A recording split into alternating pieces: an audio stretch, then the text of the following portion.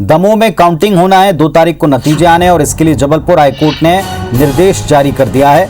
Damoh collector को high court का ये आदेश है कि 2 मई को मतगणना के दौरान कोविड गाइडलाइन का पूरी तरह से पालन करवाया जाए। मतगणना स्थल पर भीड़ जमा नहीं होनी चाहिए, काउंटिंग टेबल्स के पास भीड़ नहीं होनी चाहिए, राजनीतिक दलों को विजय जुलूस नहीं निकालने दें। तो ये निर्देश हैं जबलपुर हाईकोर्ट के।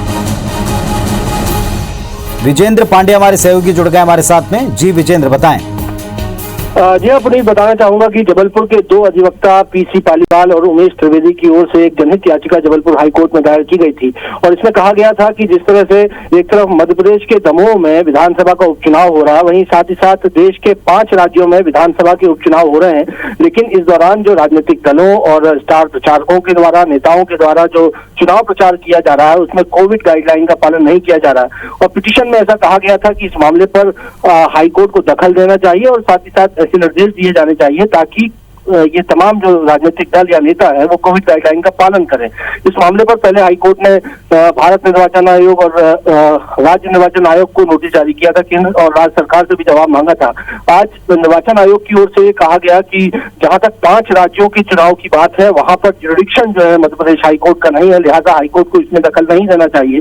जबकि पिटिशनर का ऐसा कहना था कि वहां 5 राज्यों में भी चुनाव प्रचार करने जो है वो मध्य प्रदेश के नेता आ जा रहे हैं, ऐसे में ये चीजें इंटरकनेक्ट दोनों को करती हैं।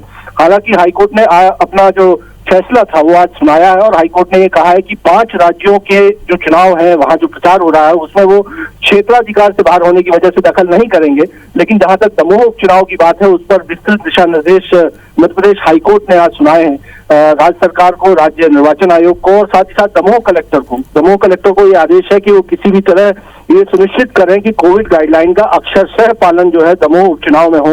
और हाईकोर्ट के संज्ञान में जिस तरह से ये आया है कि 2 मई को मतगणना होनी है, लिहाजा ये आदेश दिए गए हैं कि मतगणना के जो केंद्र हैं, जो काउंटिंग टेबल्स हैं, वहां पर कतई भीड़ जमा ना होने दें और साथ ही साथ ये सुनिश्चित करें कि चुनाव परिणाम आने के बाद राजनीतिक दल या नेता या प्रत्याशी किसी भी तरह से विजय जुलूस या रैली ना निकाल सके, भले वो पैदल रैली हो या कि वाहनों के जरिए रैली हो। तो इस तरह से 2 मई को जब उपचुनाव का परिणाम सामने आएगा तब कोविड गाइडलाइन का अक्षरशः पालन करने का निर्देश जबलपुर हाईकोर्ट ने आज अपने फैसले में दिया है।